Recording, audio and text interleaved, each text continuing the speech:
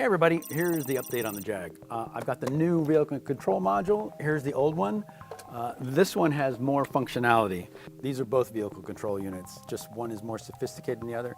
This one has a lot more inputs and a lot more functionality. This is something that really is,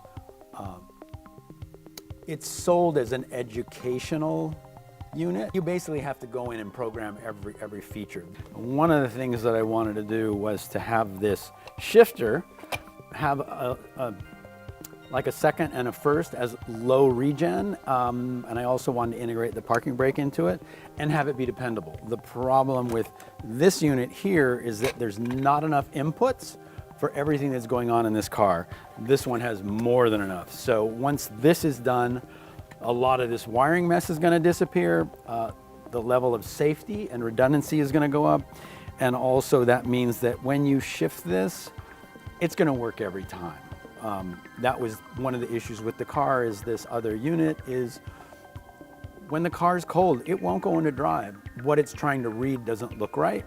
Where with this unit, because it's just about ones and zeros instead of resistance, it'll read every time, and that's what we want. We want this thing to be dependable and always function.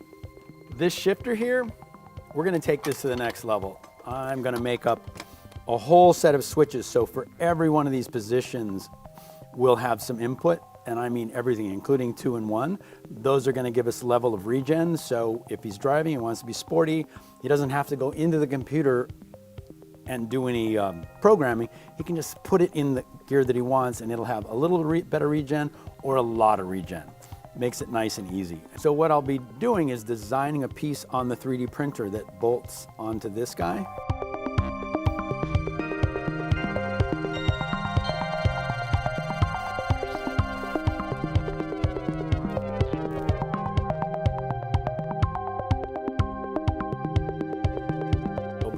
A 3D printed piece here that has a series of bumps, and then there's a curved piece that sits along the top here, and that's that curved piece will be the one that holds all little teeny switches. So in each position it will hit a switch, and then where this little thing is, there's a piece that bolts on there that'll have bumps, and when you move it, those series of bumps will turn these little switches on and off, and that's what'll make it work. And that will be made on the 3D printer, so this will all be ABS plastic, and it should be really nice and accurate.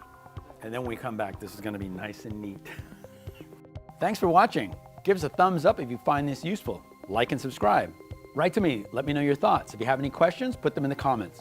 I'll do my best to get to everyone. I'll see you on the next one. Ciao, baby.